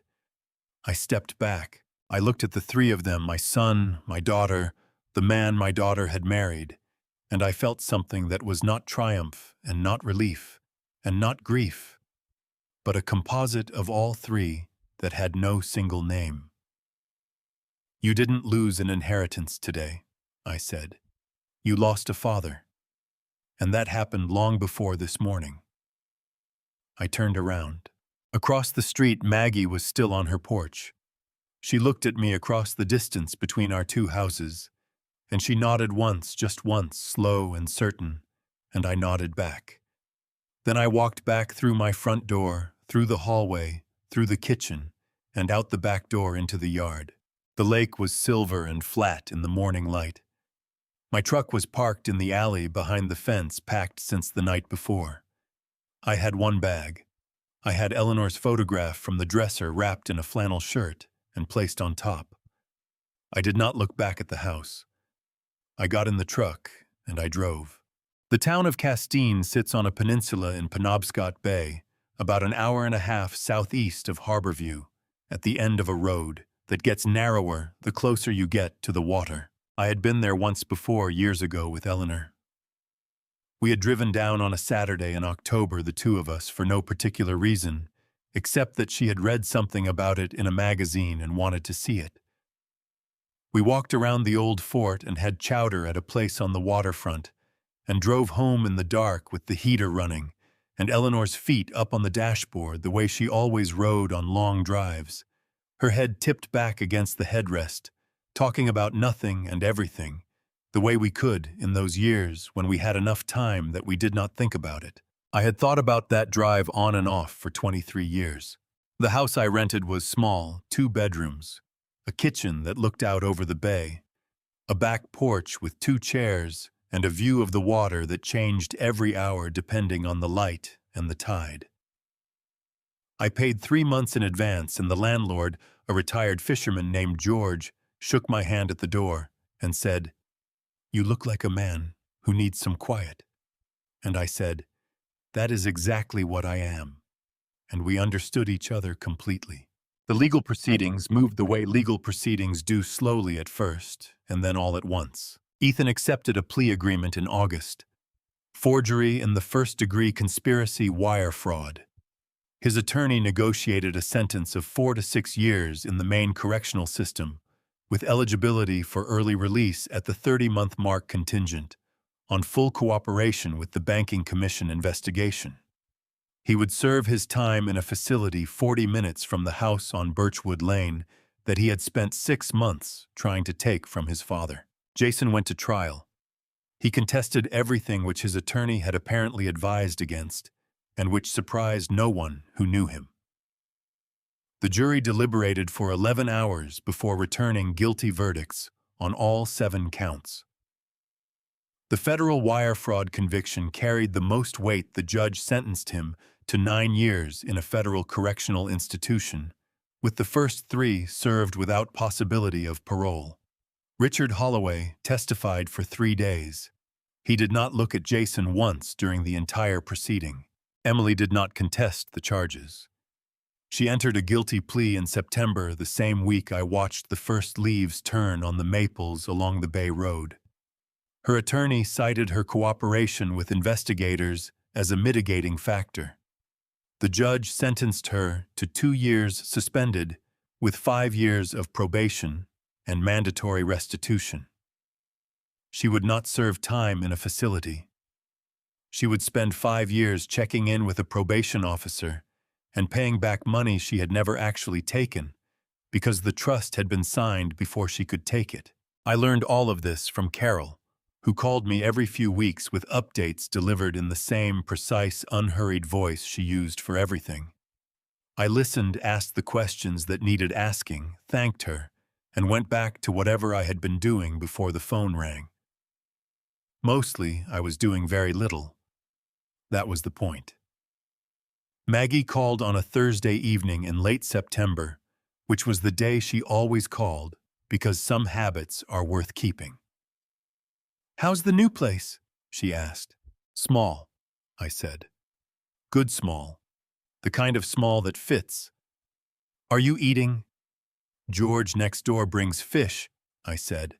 "More than I can use. I've started leaving it on other people's porches." Maggie laughed, a real laugh, the kind that comes from somewhere genuine. "Good," she said. "You sound different." "Different how come?" "Like yourself," she said. "Like the Walter Hayes I met 4 years ago before all of it." A pause. "Eleanor would be glad." My throat tightened, but gently. The kind of tightening that is closer to warmth than to pain. "I think so too," I said. We talked for 40 minutes about ordinary things, her garden, a book she was reading, the weather on the coast, whether I had found a good coffee place yet. When we hung up, I sat on the back porch for a while in the dark with my hands around a mug of tea, listening to the water move against the rocks below the house. The morning I saw the yard was a Tuesday in late September, cool and clear. The kind of morning that makes Maine look like it was designed to be looked at. I was driving back from the hardware store on the main road when I saw the sign at the edge of a property that sat back from the road, a converted barn with its doors rolled open, the warm yellow light of work lamps spilling out into the morning. Half a dozen young men and women in work aprons, measuring and fitting and cutting, bent over the frames of small wooden boats in various stages of completion. An instructor moving between them, checking angles, correcting grip, pointing at something in the wood that only experience teaches you to see. At the corner of the building, mounted on a post, a small rectangular sign, Eleanor Hayes Vocational Trust Maritime Trades Training Program. I pulled over. I sat with the engine running, and I looked at those young people working with their hands in the early morning light, learning a trade that I had spent 40 years of my life practicing, funded by everything Eleanor and I had built together, carrying her name into a future that neither of us would see in full. One of them, a young woman with dark hair, pulled back under a work cap, looked up from her boat frame, and saw the truck parked at the road. She raised one hand in the easy, uncomplicated wave of someone who had nothing to hide and nothing to prove. I raised mine back. "Eleanor," I said out loud to the bay and the morning and the light on the water. "I think you would have loved this." I sat there for a while longer than I needed to. Then I put the truck in gear and drove home. The porch chairs were waiting. The bay was doing what it always did. And for the first time since January, the quiet around me felt like something given rather than something taken. I went inside and made coffee 2 cups out of habit before I remembered. Then I stood at the kitchen window and looked at the water, and I smiled. People ask me sometimes what I learned from all of it. I learned that justice is not something you plan. It is something that finds you when you have no choice but to stand your ground. I learned that the most dangerous person in your life is not a stranger. It is someone who knows exactly where you keep your trust. I learned to read what people do not what they say. If I could say one thing to anyone walking a road like mine, do not wait as long as I did. Do not let loneliness make decisions that clarity should make. Do not sign what you have not read, and do not confuse someone's presence with their loyalty. I almost lost everything because I wanted so badly to believe that family meant safety. It does not always. Sometimes betrayal begins at the dinner table with a smile and a casserole and a plan you cannot see yet. I am not a bitter man. I believe, as I have always believed, that God does not waste our suffering. He uses it to build something we could not have built in comfort. What was taken from me became something better than what was planned for it. That is the only lesson worth keeping. If this story moved something in you, leave a comment below, share it with someone who needs to hear it, and subscribe so you never miss what comes next. Your support means more than you know. Thank you for staying until the end.